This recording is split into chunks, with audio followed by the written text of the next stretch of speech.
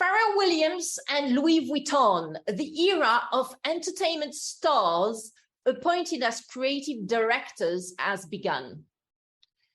So Pharrell Williams and Louis Vuitton are getting into bed together.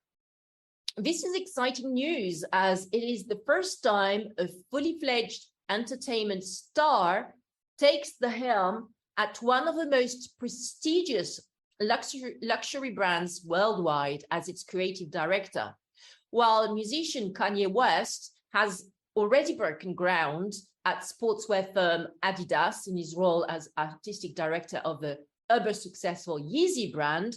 No luxury conglomerate had the courage to appoint a celebrity as creative director of one of its crown jewels. Well, Monsieur Arnault, eternally the groundbreaker, has reached new ground by doing exactly that at Louis Vuitton with Pharrell Williams. How does this strategy fit into the inverted pyramid structure of a luxury maison? Are celebrities apt at running and maintaining their fashion brands and companies long term? How are luxury brands tying creative directors to themselves exactly via their super secretive contracts? Coming to the point of the inverted pyramid of human resources management. Well, the creator-manager tandem is a characteristic of luxury. Succeeding in luxury requires to be both highly creative and imaginative, so this is the right cerebral hemisphere, and highly rigorous, which is the left cerebral hemisphere, actually left. Unlike traditional industry, which are left brain, when it is often initially one person who creates an empire alone, or art, right brain, where it is always an individual, success in luxury is achieved at minimum through a tandem of a right brain and left brain skills, with neither dominating the other. Each has its own territory. The partnership formed by Pierre Berger and Yves Saint Laurent is a famous one, such as the association of Tom Ford with Domenico Del Sole at Gucci, or the deal between Gabrielle Chanel and the Wertheimer brothers. In fact, all luxury brands originate with a couple or a threesome in the case of Chanel, and the brand can be considered their baby. Not only can success in luxury not be the work of a single person, but it cannot be the work of a single pair either. It is critical to seek to form complementary teams composed of artists who should respect the universe of a brand and take into account economic and practical reality, which is that luxury items must sell, composed of artisans who manufacture such luxury products, and of managers who need to know how to work with artists and have themselves an artistic side, which, while remaining very left brain individuals at the same time. And also salespeople are important as part of this complementary team, and salespeople are in direct contact with a client. So then they can also feed feedback back to the creative teams. In luxury, other than the creator, the most important people for the brand are the workers, i.e. the artisans who make the products, and the salespeople who have a link with end customers. All the others are really at their service. A luxury house, therefore, functions according to the famous principle of the inverted pyramid, the base, no? Except that in this case, it is a real and daily practice and not a vague slogan contracted by the facts. Who would believe that an assembly line worker at car maker Renault or a salesperson at L'Oréal is more important than the CEO? Okay, I just want to add a pinch of salt here, because I think that this comment needs to really be taken with a pinch of salt. I mean, as I'm sure you know, the salaries of an artisan at Louis Vuitton is not the salary of Mr. Bernard Arnault, the chairman of Louis Vuitton. I think he's the chairman of LVMH actually, but also or Michael Burke, the CEO of Louis Vuitton. Obviously, their salaries are completely uncorrelated, and Mr. Michael Burke, from the CEO of Louis Vuitton, probably makes more than 1 or 2 or 3,000 times what the artisan at Louis Vuitton does.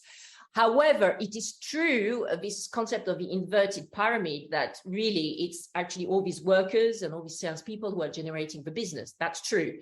Are they compensated via their remuneration according to this principle of the inverted pyramid? I don't think so.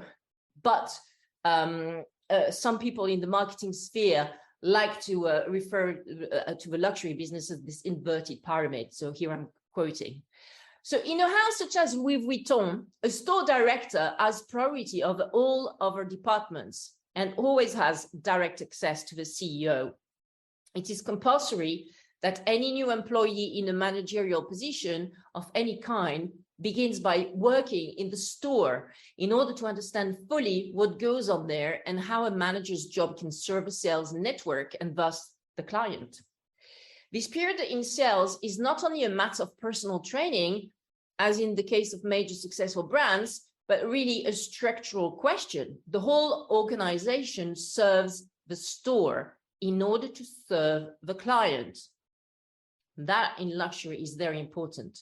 The client is key and at the forefront of everything they do. I like these concepts of luxury brands. Managers should always be traveling to sites in order to create and above all maintain personal links between everyone. So this is one of the reasons why luxury management is difficult. Genuinely assuming the concept of the inverted pyramid is often difficult for managers accustomed to giving orders from behind their desks.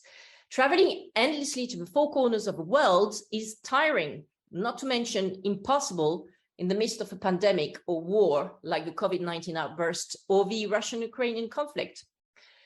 Knowing how to stay in the background is unnatural to the ego of the Western leader.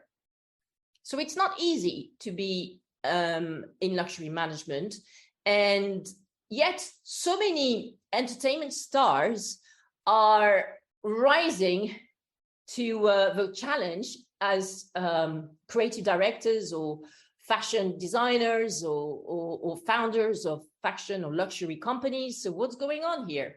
Why so many celebs are creating fashion brands? In the context of inverted pyramid, it can be difficult to introduce fashion with its star system within luxury house. The rejection may be swift if the teams dealing with fashion do not have the right human behaviors, i.e. prioritizing the workers, artisans, and salespeople. Yet, a luxury conglomerate has become very masterful at introducing some showbiz glitz at the top of its brand's inverted pyramids by making several stars from the entertainment sector creative directors of its luxury maison. Yes, you have guessed correctly. I'm referring to French luxury conglomerate, LVMH. After Virgil Abloh, a trained architect who managed his own successful fashion label, Off-White, in parallel with its Louis Vuitton duties, passed away, Bernard Arnault, founder of LVMH, has made star record producer, rapper, songwriter, and singer Pharrell Williams the next men's creative director of Louis Vuitton, one of the largest by sales, prestige, and revenues, fashion and leather goods brands from the LVMH portfolio with Christian Dior. Many other stars from the entertainment industry have made the crossover from music and or film to fashion. Most of the time, this is by creating their own fashion label with varying degrees of success. While the Olsen twin sisters, Mary-Kate and Ashley Olsen, have really hit the nail on the head with a minimalistic, extremely expensive and highly desirable fashion brand, The Row, Beyoncé and Rihanna both failed to convince their investors, as well as potential clients, that their brands Ivy Park and Fenty were attractive propositions. So in the case of Beyonce, she partnered up with Philip Green, from the founder of the now defunct Topshop brand, and they created a joint venture with Topshop and Philip Green to create Ivy Park, but it was a commercial failure. And as far as Rihanna is concerned, she had already successfully developed a cosmetics and makeup brand, Fenty Beauty, with LVMH, and in particular with Bernard Arnault. And then she tried to expand Fenty into garments and women's wear. But her style, which is, you know, a really great, fantastic style for her, was deemed to be too singular, you know, and not mainstream enough. And so Fenty women's wear basically failed as well. The various reasons for such flops are explained with flair and aplomb by French blogger Crazy Sally. So I have written the this week's thought leadership article on, and published this article in English on Crefovi.com and in French on Crefovi.fr. This article contains and sets out a lot of URL links to external sites, such as, for example, Crazy Sally's blog, where you can actually watch her discuss the reasons of commercial flops of Ivy Park and Fenty women's wear. Other brands birthed by celebrities include Victoria Beckham, which continues to report a loss 14 years in the making. And despite hefty external investments poured into it by financial backers at inception, and also Skims, a shapewear brand launched by ex-reality TV sensation Kim Kardashian. I do not give Victoria Beckham another 10 years, as I think that its star will fade with that of its eponymous founder, ex-Spice Girls Victoria Beckham. But hey, it's only me.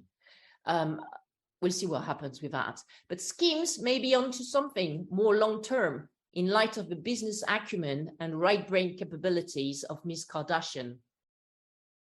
Indeed, most of his celebs-led fashion collections, brands, and companies are rare cases, and most of the time are founded on fragile structures which do not pass the test of time. Those which will resist will be the most authentic and the best, i.e. striking, offering valuable products which are the outcome of a real collaboration between a star with a vision and a designer who knows how to interpret it. So what about the contracts between luxury brands and creative directors? I think the main takeaway from these contracts is it's freelancing, but it's not really free. So most creative directors of French fashion houses are consultants, not employees, and therefore have the right to execute other fashion projects or contracts for other luxury houses. For example, Karl Lagerfeld, the German designer, who viewed himself as a mercenary, was the creative director of both Chanel and LVMH's Fendi, the Italian brand Fendi. French freelancers and consultants who work for fashion and luxury houses are not protected by French labor rules applying to employer-employee relationships, in particular in the areas of paid leave, maternity leave, medical care, and even working time. However, French labor courts are prompt at requalifying an alleged freelancing relationship into an employment relationship, provided that a subordination link, so a link which shows that the designer is subordinated to the employer. So it's characterized by work done under the authority of an employer, which has the power to give orders, directives, guidelines, and to control the performance of such work, and may sanction any breach of such performance exists. So if there is a subordination link that can be proved between the alleged freelancer and the fashion company, French courts are quite prompt at requalifying the working relationship as an employment agreement. In the UK, which has its fair share of luxury brands as well, of course, Burberry, Alexander McQueen, Vivienne Westwood, most creative directors are either freelance workers or sometimes have struck a consultancy or contract arrangement with a brand as self-employed individuals. This way, they can run multiple creative businesses simultaneously, such as Jonathan Anderson, creative director of LVMH Loewe and of his eponymous label, G.W. Anderson. However, also in the UK, the type of contract is not determinative of the nature of a relationship. Employment tribunals can look beyond the contractual arrangements to how the relationship operates in practice when deciding whether someone is an employee, a worker, or genuinely self-employed. So both in France and the UK, the courts have some margin actually to qualify a freelancer or a consultancy agreement into an employment agreement, which of course triggers the application of all the rules and protections for employees.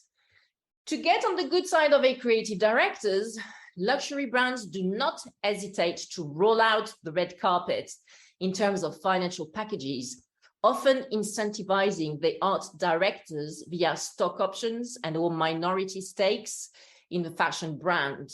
Of course, all these contracts are highly confidential and kept under wraps by the parties, but their content may transpire when art directors cash in on their stock options, with the notable example of Tom Ford, the artistic director of Gucci NV back in the 90s, I think, who exercised 1 million stock options in May 2003 and subsequently sold this million shares on the secondary market, thus realizing a comfortable capital gain of 25 million euros.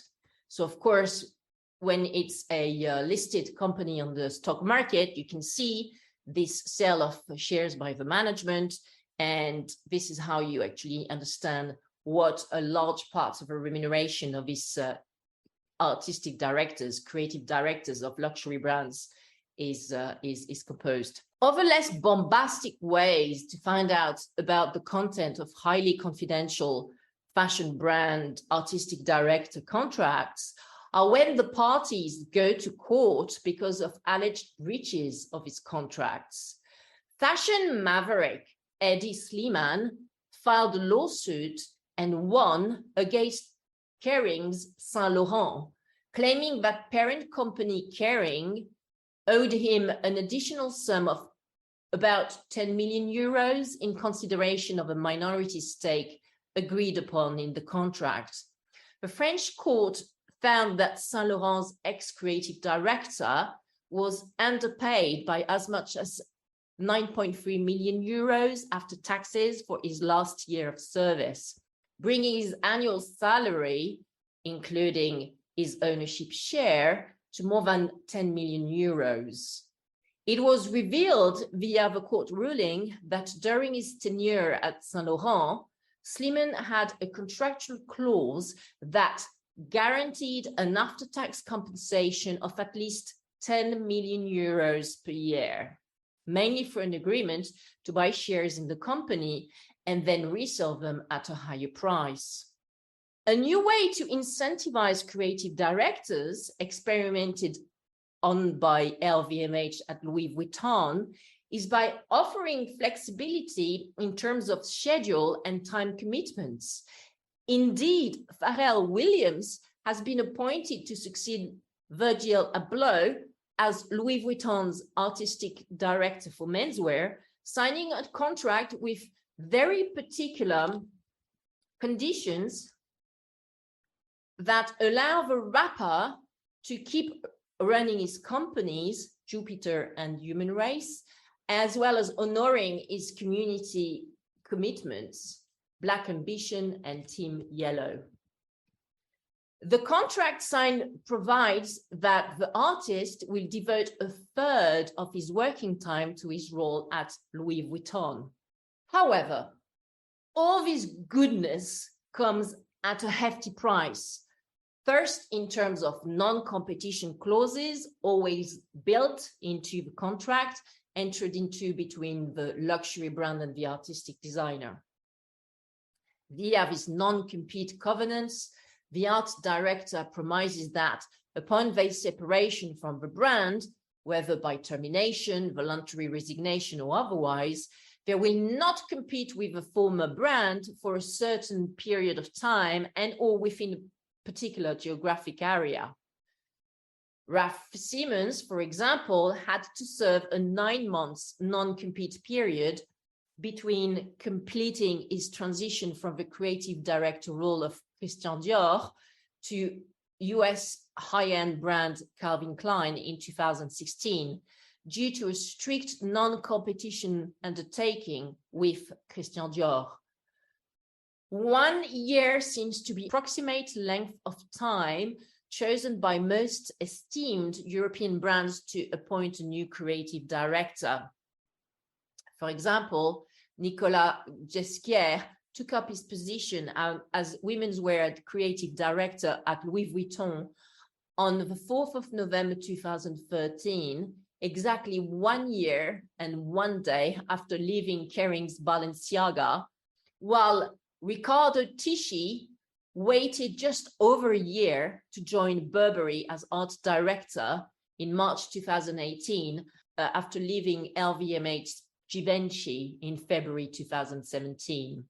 Sometimes things can get a little bit out of hand when the creative director, although bound by a non-competition covenant, terminates their current employment agreement with their luxury brand. This is exactly what happened in 2013 when Nicolas Ghesquière and Balenciaga separated before the new contract between them was finalized. This matter went to court, and through French court documents, it was revealed that the brand paid Nicolas Ghesquière 6.6 million euros as compensation for breaking his last work contracts signed in 2010 and 2012. Nicolas Ghesquière also walked away with 32 million euros for the purchase of his 10% stake in the company granted to him when the Gucci Group bought Balenciaga in 2001. Another important undertaking that creative directors give to their fashion brands is that they permanently assign their rights to the production and associated intellectual property rights to their brand. This is not an automatic transfer of rights underpinning any relationship between freelancers and their clients, though. In fact, the default regime in both France and the UK is that the freelance person keeps his or her intellectual property rights in the works created for the client. Therefore, these contracts between art directors and luxury brands always provide for the assignment of all the rights to the production and intellectual property rights from the designer to the luxury house. Even then, things do not always go smoothly, as evidenced by yet another legal battle between Hedi Slimane and Kering's Saint Laurent. The parties clashed over the rights to the photographs, the pictures, in Saint Laurent's online archive, many of which had been taken by Hedi Slimane. Hence, the large-scale deletion of the content of Saint Laurent's Instagram account after Hedi Slimane's successor, Anthony Vaccarello, was announced.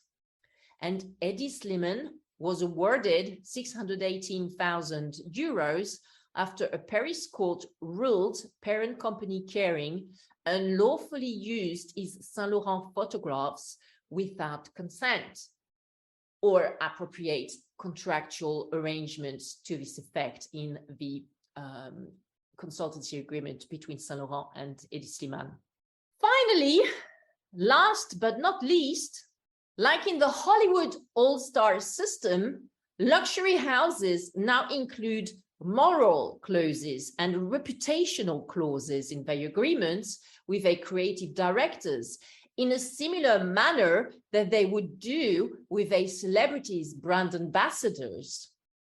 Adidas learned the lesson the hard way after it decided to unilaterally terminate its relationship with troubled yet supra-bankable rapper and Yeezy creative director Kanye West, losing up to 250 million euros to its net income in 2022 as a result of this decision. I suppose that Adidas contract between them and Kanye West did not set out a moral clause or reputational clause, because if it had, they could have sued the ass of Kanye, and he would have been liable to pay a lot of millions of euros to Adidas. So brands are learning, they're learning, and now they're including these moral and reputational clauses in their consultancy agreements with creative directors who are celebrities and entertainers. So to conclude, we wish good luck to Pharrell Williams at Louis Vuitton.